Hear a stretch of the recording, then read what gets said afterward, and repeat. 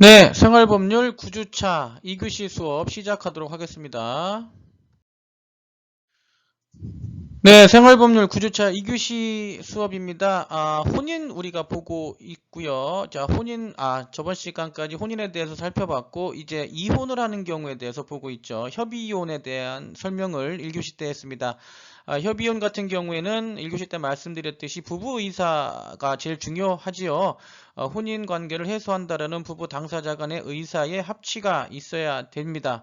그런 의사의 합치가 있고 난 다음에 이제 법원을 가서 법원에서 협의이혼 의사 확인 신청을 하게 되고요. 협의이혼 의사 확인 신청을 하게 되면 숙려기간이라는 것을 거치게 됩니다. 미성년자인 자녀가 있으면 3개월, 그리고 미성년자인 자녀가 없는 경우에는 한 달의 숙려기간 후에 이 숙려기간이 지나게 되면 법원에서 지정해준 날짜에 부부 모두 다시 법원에 참석을 해서 협의이혼 의사 확인서를 발급받게 되죠.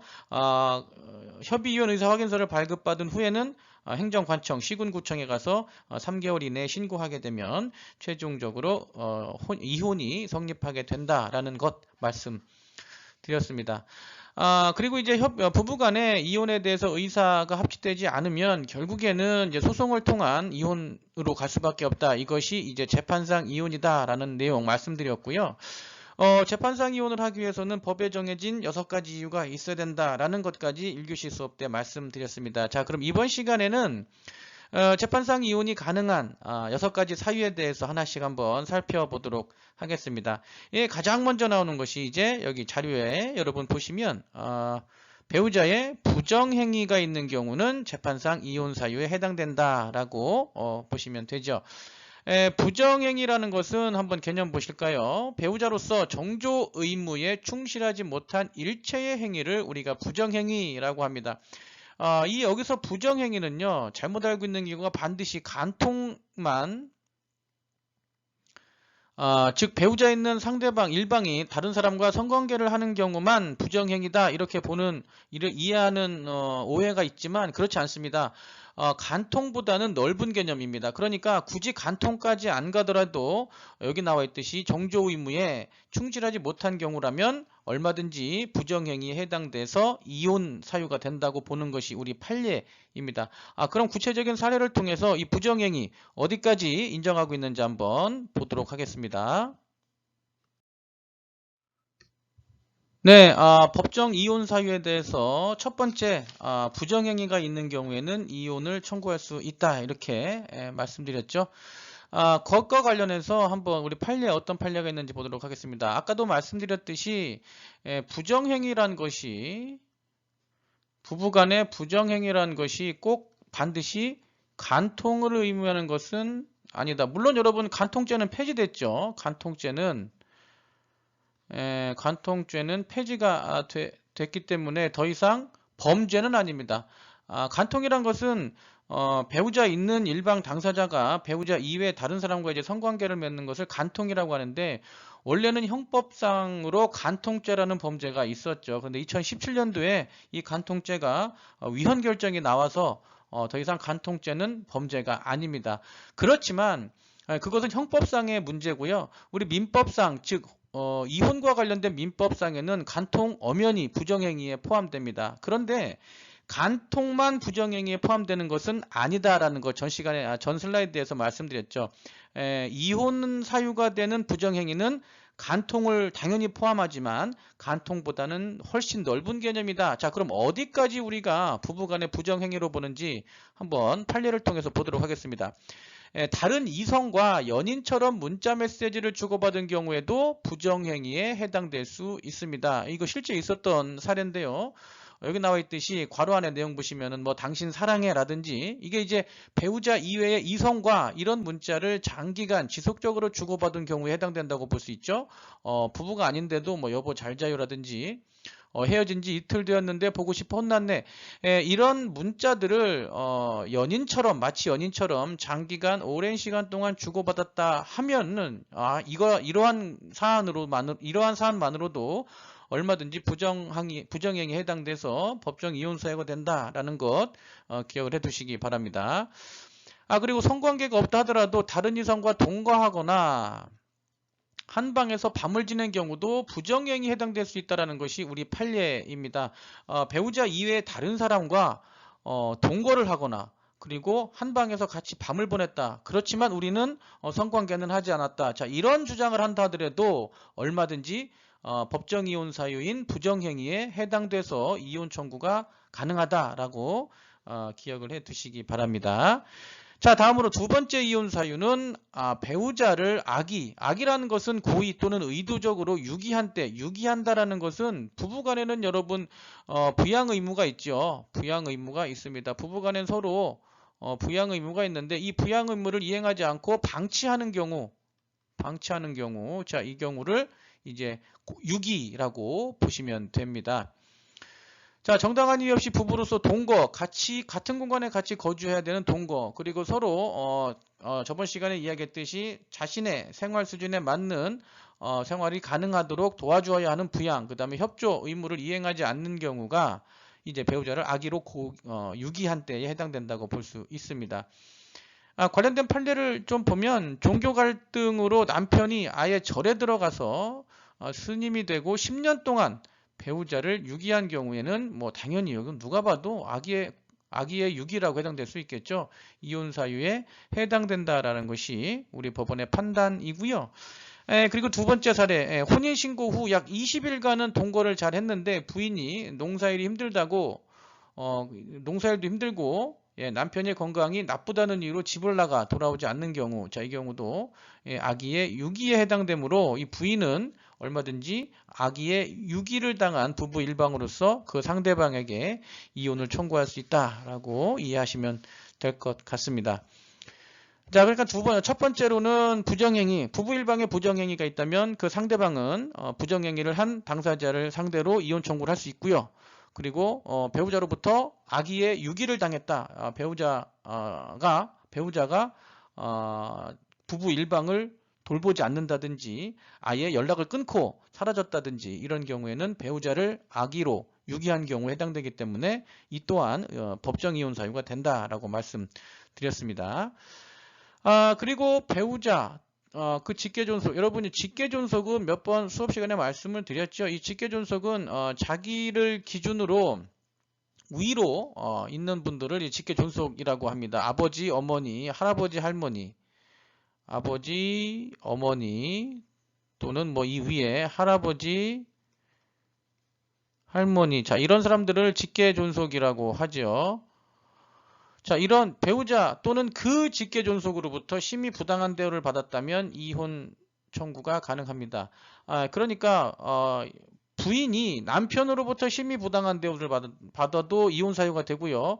그 직계존속이니까 남편의 직계존속이니까 며느리 입장에서는 시어머니가 되겠죠. 시어머니나 시아버지로부터 심히 부당한 대우를 받았다. 남편은 굉장히 잘해주지만 남편이 문제가 아니고 남편의 직계존속인 시어머니 또는 시아버지로부터 아주 심히 부당한 대우를 받았다. 자, 이 경우에도 법적으로 얼마든지 이혼 사유가 됩니다. 여기서 말하는 심히 부당한 대우는요, 심히 부당한 대우라고 법 조문에 써져 있는데 어떤 의미냐면 여기 나와 있죠. 정신적인 고통, 그 다음에 육체적인 고통을 모두 의미합니다. 정신적인 고통과 육체적인 고통, 이러한 것들을 심히 부당한 대우로 해석할 수 있다. 이렇게 이해하시면 됩니다. 사례 하나 볼까요? 부인이 아이를 낳을 수 없다는 이유로 트집을 잡아 학대를 하며 이혼을 요구했습니다. 그러니까 A와 B와 부부인데 이 B라는 여성이 아마 불임 여성이었던 것 같습니다. 불임의 원인은 잘 모르겠지만 어쨌든 임신을 하지 못하고 있으니까 이 A라는 남편이 B라는 부인에게 당신이 아이를 낳을 수 없으니까 좀 이혼을 하자. 이혼을 계속 요구했죠. 근데 이 B라는 여성이 이혼에 응하지 않으니까 이 남편이 자기가 자살하겠다며 농약을 마셔버린 그러한 농약을 마시는, 여기 나오네요. 농약을 마시는 소동을 2차례씩이나 벌였다. 자, 이런 경우라면 부인 입장에서는 남편으로부터 심히 부당한 대우를 받았다라는 것이 우리 법원의 판결이죠. 따라서 이런 경우에도 부인 B가 남편 A를 상대로 배우자로부터 심히 부당한 대우를 받았다라는 것을 원인으로 해서 이혼 청구를 할 수 있다. 자, 이런 판례가 있다라는 것 기억해 두시기 바랍니다. 네, 네 번째 법정 이혼 사유 보도록 하겠습니다. 자신의 직계 존속을 심히 부당하게 대우했을 때, 그러니까 남편이 부인의 직계 존속, 즉 부인의 부모님이니까는 장인 장모가 되겠죠. 남편이 장인어른이나 장모님을 심히 부당하게 대우했다든지, 혹은 부인이 남편의 직계 존속이면은 시부모님이 되겠죠. 시어머니나 시아버지를 심히 부당하게 대우했다면 얼마든지 그것도 이혼 사유가 된다라는 거죠. 꼭 부부 일방 당사자끼리 부당한 대우를 했을 뿐만이 아니고 서로의 직계 존속, 즉 부모님에게 장인 장모나 시어머니, 시아버지에게 부당한 대우를 했을 때 역시 법정 이혼 사유에 해당한다라는 것 기억을 해두시기 바랍니다. 자, 자신의 부모 또는 조부모가 자신의 배우자로부터 신체적, 정신적 학대, 폭행을 당하거나 모욕을 당해 부부로서의 공동생활을 계속하는 것이 고통스러울 정도에 이른 경우, 자, 이러한 사례는 당연히 이혼 사유가 된다라는 거죠. 이혼 사유가 됩니다. 그러니까 우리가 일반적으로 부부 당사자, 남편이 부인에게 심히 부당한 대우를 했다든지 혹은 부인이 남편에게 심히 부당한 대우를 했다든지 자, 이런 경우에만 이혼이 가능하다라고 생각되지만 그렇지 않다라는 얘기죠. 상대방으로부터 우리 부모님이 혹은 상대방으로부터 우리 부모님이 심히 부당한 대우를 받았다 하더라도 얼마든지 법정 이혼 사유에 해당될 수 있습니다. 사례를 한번 보시면 이것도 실제 있었던 사례인데요. 부인이 결혼 당시 지참금을 많이 가져오지 않았다는 이유로 부인을 구타하며 상처를 입히고 부인의 아버지에게까지 행패를 부린 경우가 실제 있었죠. 자, A, B가 이제 남편이고 부인이라면 아마 결혼할 때 이게 이 사건이 오래된 사건이긴 한데요. 지참금을 이제 부인이 결혼을 하면서 돈을 조금만 가져왔다라는 거죠. 이제 그런 이유로 남편이 부인을 때리고 때리다 못해 여기 상처까지 났다라고 했죠. 여기에다가 심지어는 부인의 아버지니까 장인이 되겠네요. A 입장에서는 이 장인어른에게까지 가서 행패를 부렸다. 자, 이것은 물론 배우자가 상대방으로부터 부부 당사자 일방 이 B가 상대방으로부터 심히 부당한 대우를 받은 것도 물론 해당되겠지만 이 부인의 아버지에게까지 찾아가서 행패를 부렸다. 이것은 여기 나와 있듯이 자신의 직계존속, 지금 B의 직계존속을 심히 부당하게 대우했다라고 볼 수 있기 때문에 자, 이 경우에도 얼마든지 이혼 사유가 된다라는 것 정리해 두시기 바랍니다. 자, 그 다음에 법정 이혼 사유 다섯 번째 한번 보도록 하겠습니다. 배우자가 죽었는지 살았는지 3년 이상 분명하지 않은 경우, 자, 이런 경우에도 이혼 사유가 됩니다. 뭐 생사가 3년 이상 분명하지 않다. 이거는 그렇게 어렵지 않은 내용이기 때문에 죽었는지 살았는지 3년 동안 확인할 방법이 없다. 자, 이런 경우에도 법정 이혼 사유에 해당된다라고 볼 수 있고요. 자, 마지막 여섯 번째입니다. 기타 지금까지 명시되어 있던 규정, 즉 다섯 가지에 대한 사유가 아니더라도 이것 이외에 혼인을 계속하기 어려운 중대간 사유가 있을 때, 자, 이 경우에는 법정 이혼 사유가 될 수 있다. 이혼 청구를 할 수 있다. 자, 이렇게 볼 수 있습니다. 자, 그래서 주로 이런 관계를 어떤 상태를 이야기하는지 한번 보도록 하겠습니다. 혼인 관계가 심히 파탄되었다. 그래서 중요한 것은 우리 판례에서도 자주 쓰는 용어인데요. 다시 회복할 수 없을 정도에 이르러야 됩니다. 부부관계가 심각하게 파탄됐는데 이 파탄된 결과 정상적인 부부관계를 다시 회복할 수 없을 지경에 이르러야 한다라는 거죠. 그리고 양 당사자에게 혼인을 강요하는 것이 일방의 당사자에게 참을 수 없는 고통이 되는 경우에는 기타 혼인을 계속하기 어려운 중대한 사유가 있을 때로 보아서 이혼 청구가 가능하다라는 것이 우리 법에 명시가 되어 있죠. 사례를 하나 보도록 할까요? 부부 일방이 정신병적인 증세를 보이고 불치병으로 악화돼 온 가족이 헤어날 수 없는 고통을 받은 경우, 자, 이 경우에는 이런 실제 사례가 있었는데 남편이 문제가 있었습니다. A하고 B하고 결혼을 했는데 물론 이제 자녀들도 있었습니다. 자녀들도 있었는데 이 A라는 남편이 아주 정신병적인 증세가 악화가 돼서 여기 보시면 불치병으로 악화됐다. 다시 이제 그 치료에 가능성이 굉장히 낮은 불치병으로 악화되니까 온 가족이 이런 아버지의 정신병으로 헤어날 수 없는 고통을 받고 있는 상황이라면 이 법정 이혼 사유, 기타 혼인을 계속하기 어려운 중대한 사유가 있을 때로 봐서 법정 이혼 사유에 해당된다라고 우리 판례가 판결한 사례가 있고요. 두 번째 사례도 한번 보도록 하겠습니다. 부부가 20년 동안 별거를 하면서, 별거라는 것은 조금 전에 이야기했듯이 법적으로 이혼 절차를 밟지 않은 상태입니다. 법적으로 이혼되지 않고 그냥 단순히 주거하는 공간만 따로따로 영유하면서 살고 있는 것을 우리가 별거라고 하죠.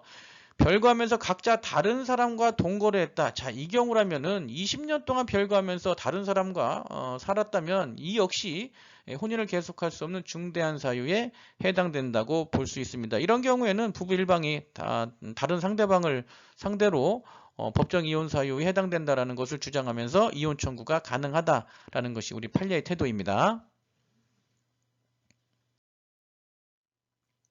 네, 그럼 이혼과 관련된 조정전치주의에 대해서 공부해 보도록 하겠습니다.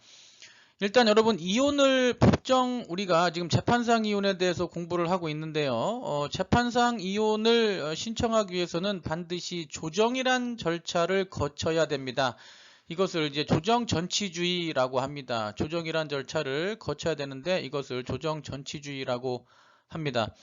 그럼 조정이란 의미가 무엇인지 그 개념부터 살펴보도록 하겠습니다. 자, 조정이란 것은요, 소송과는 다르죠. 소송과는 달리 자유로운 분위기에서 조정 당사자의 의견을 충분히 듣고 여러 사정을 참작해서, 중요한 것은 상호 타협, 법률에 의한 주장과 공격 이런 것보다는 서로 대화를 통해서 양보할 것은 양보하고 조정할 부분은 조정해서 문제를 평화적으로 해결하는 제도를 우리가 조정이라고 합니다. 우리가 원래 문제를 해결하기 위해서는 소송을 해야 되는 것이 원칙이죠. 판사 앉아있고 원고, 피고 이렇게 양 당사자들이 소송 재판 과정에서 주장과 공격, 즉 방어 이런 것들을 통해서 이제 자신이 원하고자 하는 목적을 이루는 것이 이제 소송이라면, 조정은 편안한 분위기에서 재판하고는 또 다른 개념입니다. 조정 같은 경우에는 조정위원이, 물론 판사가 될 수도 있죠. 조정위원이 앉아 있으면 당사자들 불러서 서로 이야기를 충분히 듣습니다. 그리고 궁금한 것은 조정위원이 물어보기도 하고 해서 이렇게 안을 제시해 줄 수 있습니다. 조정위원이 이렇게 들어보니까 이런 부분은 이쪽 당사자께서 좀 양보를 하시고, 이런 부분은 좀 받아들일 것 받아들이셔서 합리적인 선에서 타협점을 찾아보자 라는 식의 제안을 할 수도 있는 그러한 것이 바로 조정입니다. 그러니까 이 개념에서도 나와 있는 것처럼 소송과는 달리 자유로운 분위기 속에서 진행이 된다. 즉 당사자가 하고 싶은 말 이렇게 충분히 하고 어떤 조정위원이 조정안을 제시할 수도 있는, 자, 그런 형식이 바로 조정입니다.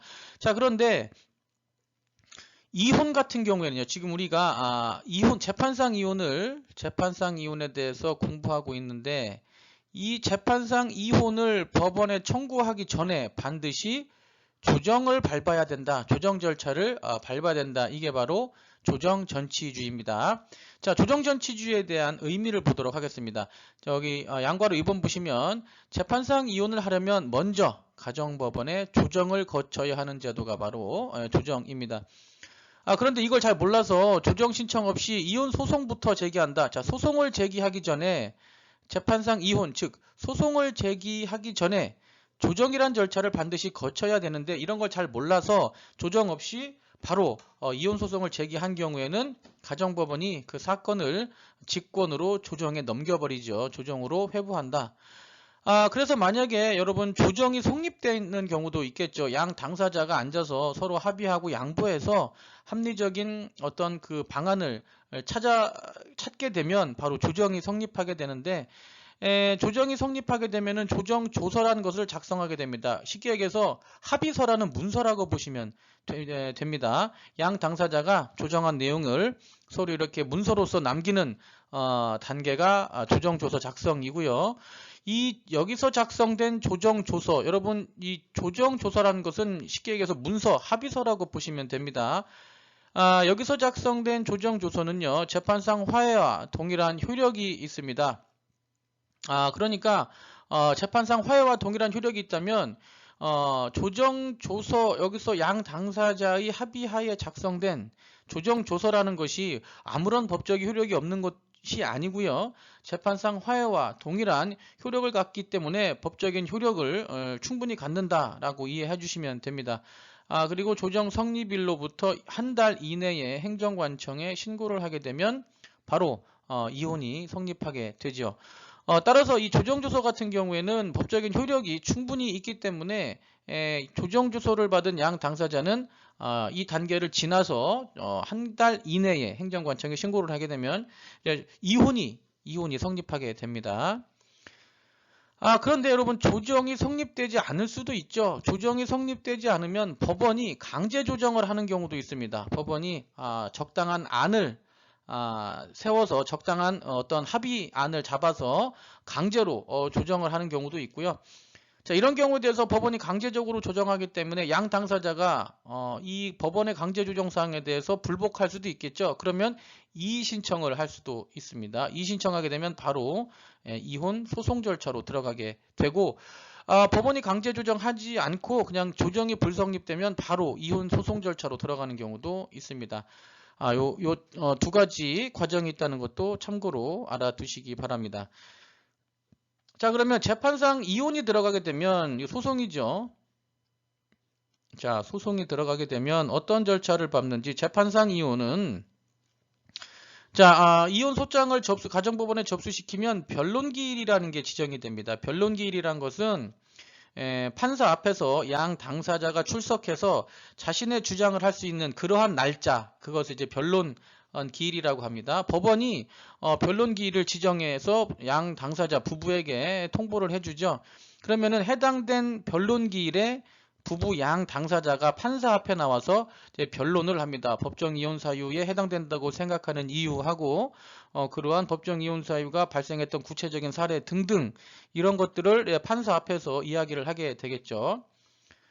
이렇게 변론 기일이 지나고 쌍방의 변론이 마쳐지면 이제 판결을 하게 됩니다. 판사가 양 당사자는 이혼한다. 그리고 위자료라든지 기타 청구한 사항이 있으면 그러한 부분에 대해서도 판결을 하게 되죠. 이게 1심 법원 판결에 대해서 불복하는 경우에는 항소 또는 상고가 가능합니다. 이혼 재판이라고 해서 한 번에 끝나는 게 아니고요. 재판상 이혼도 엄연한 법정 절차이기 때문에 3심 제가 적용된다고 볼 수 있죠. 그래서 항소 또는 상고가 얼마든지 가능합니다.